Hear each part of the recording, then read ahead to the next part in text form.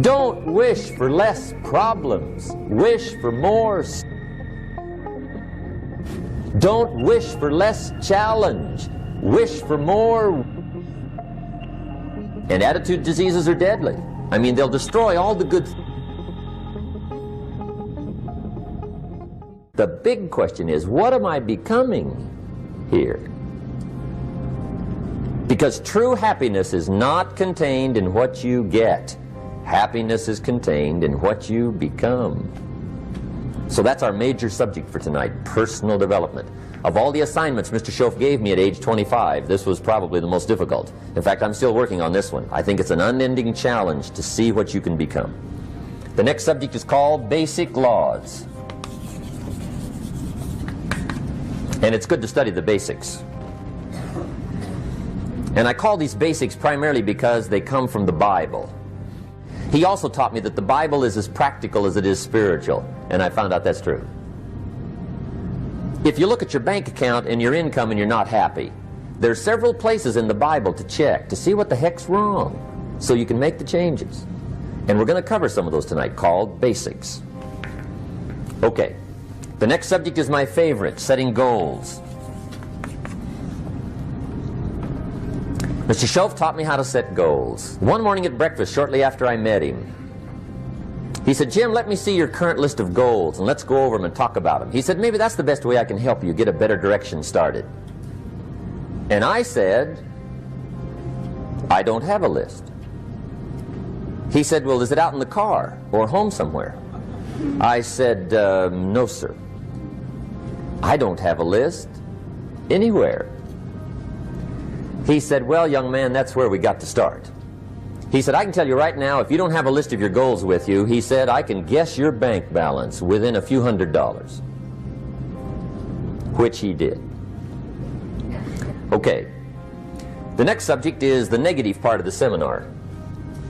Life is part negative, so we got to talk about the negative. And this subject is called diseases of attitude. Diseases of attitude. There's a lot of things that can wreck your chances to do well. We live in a rather dangerous world, so you got to be not only wise, you got to be careful. Now, attitude diseases are just as bad as physical diseases, right? High blood pressure, heart trouble. I mean, a lot of things lace your chances to do well. So you've got to be careful. And attitude diseases are deadly. I mean, they'll destroy all the good things you start. Okay? So we'll go through those attitude diseases, how to spot them, how to look for them, what they are, and the cure. And I'm a pro on these because I've had them all, so I can give you excellent advice on these. In rotation, the next season after fall is what? Winter.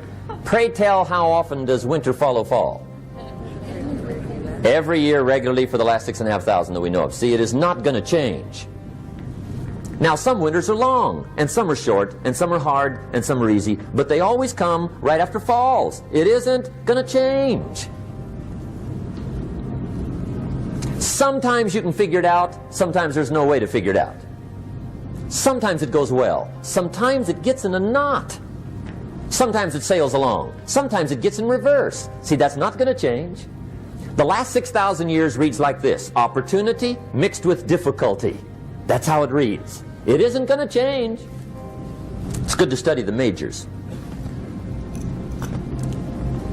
In our weekend seminar we teach, some people don't do well because they major in minor things. You've got to be on the lookout. At the end of every week, end of every month, you've got to check, make sure you're not spending major time on minor things. We go through that whole series. Majors and minors. Now, let me give you two phrases before we get to the four majors. This will set it up and you'll see where I'm going. Two key phrases for your notes. Here's the first one. Life and business is like the changing seasons. That's the first phrase. Life and business is like the changing seasons. One of the best ways to describe life, it's like the seasons. You can't change the seasons, but you can change yourself. And see, that's how life gets better for you, not by chance, but by change. See, before I understood, when it was winter, I used to wish it was summer. I didn't understand. When it was hard, I used to wish it was easy. I didn't know. And then Mr. Schoaf gave me a part of his very unique philosophy when he said, "Don't wish it was easier, wish you were better." See, that triggered my whole life change. Don't wish for less problems, wish for more skills. Don't wish for less challenge, wish for more wisdom. That's the key. But here's what you must learn to do. Underline these two words in that key phrase. Take advantage. Underline those two. You must learn to take advantage of the spring. See, just because spring rolls around is no sign you're going to look good come fall. You gotta do something with it. In fact, you have to get good at one of two things in life: planting in the spring or begging in the fall. Or get somebody to do it for you. See, those are about the only alternatives. Now here's what else you must do. Take advantage of the springs quickly, because there's only a few. Just a handful of springs have been handed to each of us. They don't come forever. Life is fairly brief. So you got to read every book you can get your hands on what to do with your springs while they're here. And take advantage, they soon run out. So whatever you're going to do with your life, you got to get at it. Don't just let the springs pass. All good will be attacked on this planet. Maybe not the next one we get to, but on this one, all good will be attacked. Every garden will be invaded. Not to think so is naive. And here's the second phrase. All values must be defended. Political values, social values, community values, family values, marriage values, friendship values, business values. Every garden must be tended all summer. Take full responsibility for what happens to you. It's one of the highest forms of human maturity, accepting full responsibility. It's the day you know you've passed from childhood to adulthood, the day you accept full responsibility.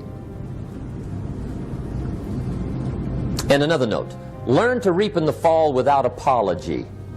Without apology if you do well, and without complaint if you don't. That's maturity. I used to have that long list of reasons why I wasn't doing well. To explain. You got to explain, right? Otherwise you're going to look bad. I used to have this funny list called Reasons for Not Looking Good. I used to blame the government. I mean, you can believe that or not. It was at the top of my list. I had a lecture second to none. The government. That was on my list. I used to blame taxes. Look what you got left after they take everything. And they expect you to do well. That was on my list there.